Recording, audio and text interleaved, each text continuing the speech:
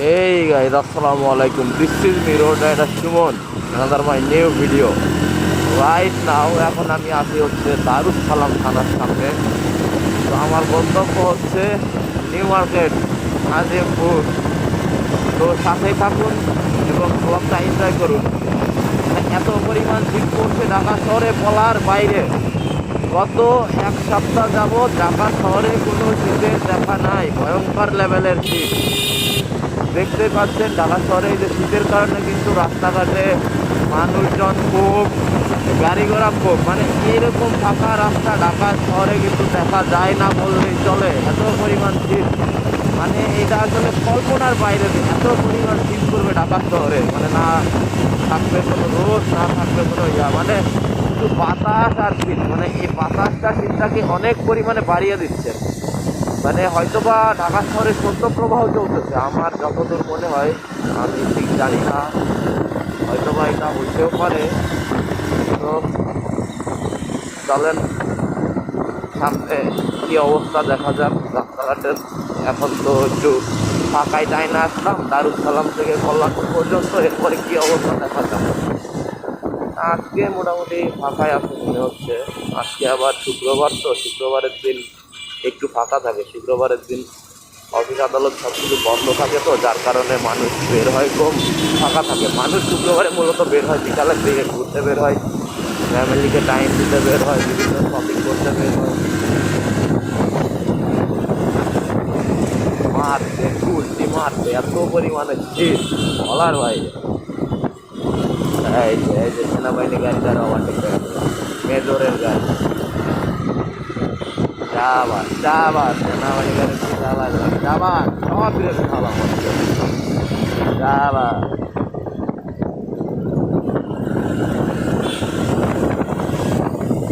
শীতে কাপা কাপি, গরমে চাপা কাপি।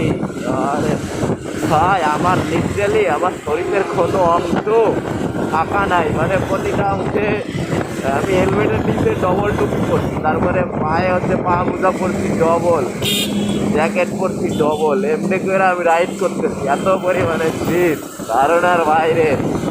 আর এই শীতের মধ্যে বাইক রাইড করতে কেমন লাগে বোঝেনি তো। মানে ডবল প্রোটেকশন না নিলে শীতে পুরা দেখা গেল কাঁপতে কাঁপতে আমি বাইকটা পইরা গেছি কখন আমি নিজেও জানি না, এত পরিমাণে শীত। এই বেটা আসতে চাপিস না।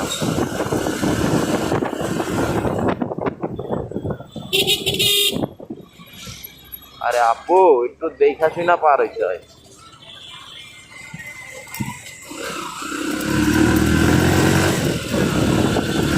তো যেটা বলতেছিলাম আর কি, শীতের কথা দেখতেই পাচ্ছেন। এখন আমি আছি হচ্ছে গণভবন এরিয়াতে। সেই সাবেক শেখ হাসিনার বাসভবন, শেখ হাসিনা যে ভবনটাতে থাকতেন সেই গণভবন এরিয়াতে আমি আছি। এই গণভবনের থেকেই কিন্তু শেখ হাসিনা সেই ফ্যাসিস্টের রাজত্ব কায়েম করেছিলেন। বাংলাদেশে যত দুর্নীতি অনিয়ম এই আওয়ামী আমলে কিন্তু হয়েছিল। এই যে দেখতে পাচ্ছেন এই গেট দিয়ে শেখ হাসিনা ঢুকতেন। এটা এখন জুলাই শহীদ জাদুঘরের কাজ চলতেছে। এই গণভবনটাকে ভেঙে দিয়ে জুলাই শহীদ জাদুঘরে পরিণত করা হচ্ছে। এই কাজ কিন্তু চলমান আছে গত 1 বছর ধরে। তো আমি এখন পার হচ্ছি আসাদ গেটের সিগনাল। এটা হচ্ছে আসাদ গেটের সিগনাল। এই সিগনালটাতে সবসময় গাড়ি ঘোড়ার চাপ থেকে প্রচুর পরিমাণে কোনা দিয়ে আগে যাইতে হবে, না হলে উপায় নেই। কুয়াশাও দেখছেন কি পরিমাণ কুয়াশা রাস্তায়।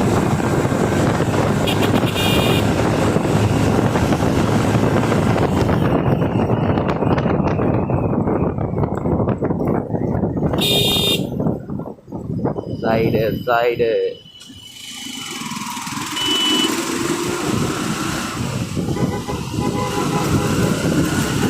তো আমার সামনে হচ্ছে সংসদ ভবন এরিয়া। সংসদ ভবন এরিয়াতে কিন্তু আমি চলে এসেছি মানিক মিয়া এভিনিউর রাস্তা দিয়ে। আমি কিন্তু ধানমন্ডি এরিয়ার মধ্যে ঢুকে যাবো। আমাকে এখন মানিক মিয়া এভিনিউর রাস্তা পার হইতে হবে। এই মানিক মিয়া এভিনিউর রাস্তাটা আমার কাছে খুব সুন্দর লাগে। ঢাকা শহরের মধ্যে একটা অন্যতম সুন্দর রাস্তা। এই রাস্তাটা যেমনই চওড়া তেমনই এই রাস্তা টানা যায়, ফাঁকাও থাকে এই রাস্তাটা। তো আমার মানিক মিয়া এভিনিউয়ের রাস্তার মিডিল পয়েন্ট থেকে আমাকে ইউটার্ন নিতে হবে। ইউটার্ন নিয়ে আবার উল্টাই আবার ধানমন্ডিতে ঢুকতে হবে, কারণ এখানে রাস্তার সেটা এরকম।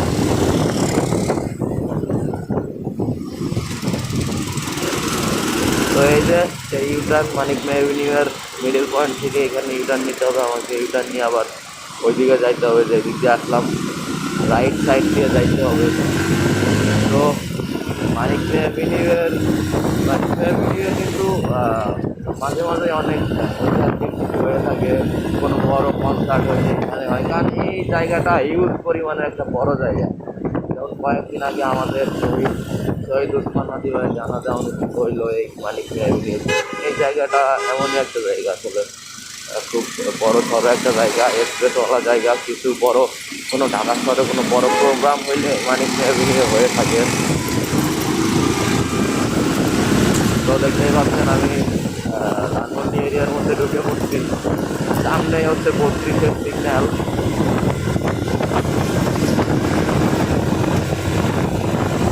হ্যাঁ, আজকে ফাঁকা পায়া দেও টান, অন্য দিনে তো এমন ফাঁকা পাই না ঢাকা শহর। এই যে আজকে কি চাই না মজা পাইতেছি, ওইদিন মজা পাইতেছি তাই না।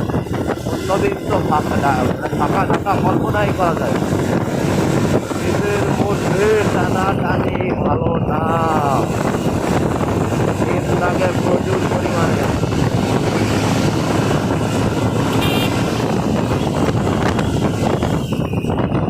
এই যে 32-এ মেবি সিগন্যালে পড়ে গেলাম, বাম পাশে সিগন্যালটা থাকছে, এখন 32-এ মেবি সিগন্যালে থাকতে হবে। দূর সিগন্যাল মানা অনেক টাইম আছে, পার হইতে পারলে হইতে। তোমার সিগন্যাল মানা টাইম নেই, তুমি ওটাই কি চালু করো।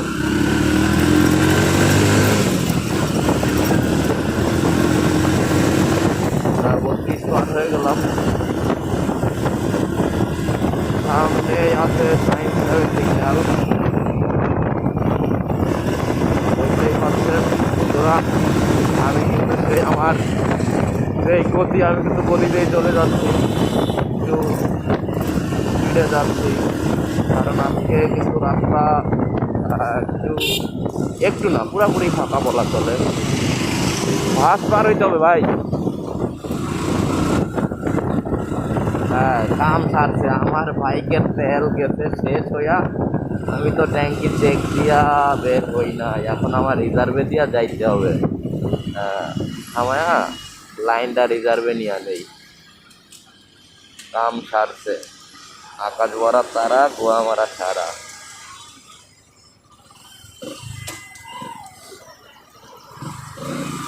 রিজার্ভে দিয়া নিলাম, এবার রিজার্ভে দিয়া যাইতে হবে।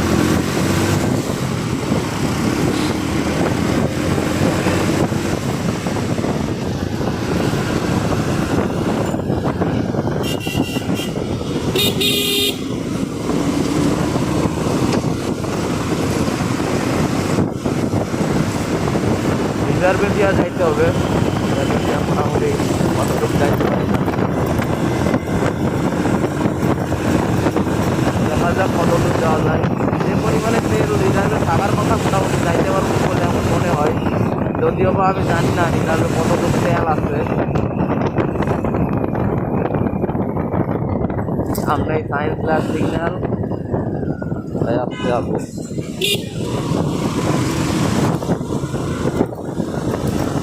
আরে অবস্থা কুস্তি মারছে আজকে সায়েন্স ল্যাবের সিগন্যাল, এমন ফাঁকা কল্পনাই করা যায় না। সেই সায়েন্স ল্যাব সিগন্যালে শত শত গাড়ি সিরিয়ালে থাকে সিগন্যাল পার হওয়ার জন্য, সেই সায়েন্স ল্যাবের অবস্থা কেমন বলাই বাহুল্য। এই যে দেন, এই যে বাসগুলার এমনি মাঝখানে মানে কাজগুলা দিয়ে খাড়া করা, পিছের যে গাড়িটা জ্যাম লাগায় খবরে এত কই যে মামা তোরা সাইড করা যাচ্ছি না, আমার তাইলে পিছের জ্যাম লাগে না, মাঝখানে এমনি নাম আছে তা ঝিলে গাইলে মামা জ্যামটা লাগে, এরপরে এরা বুঝে না, এরপরে বুঝাইব কেনা। আলাদা মানুষ, আলাদা আওয়ামী লীগ এসটিগুলা। তো গায়ের আমি ভিডিও শেষ করতে যাচ্ছি। আমার ভিডিওগুলো আপনার লাইক কমেন্ট শেয়ার ফলো দিয়ে ছেঁড়া বেড়া লাগাই দেবেন, এটা আশা করি। তো thank you watching for this video.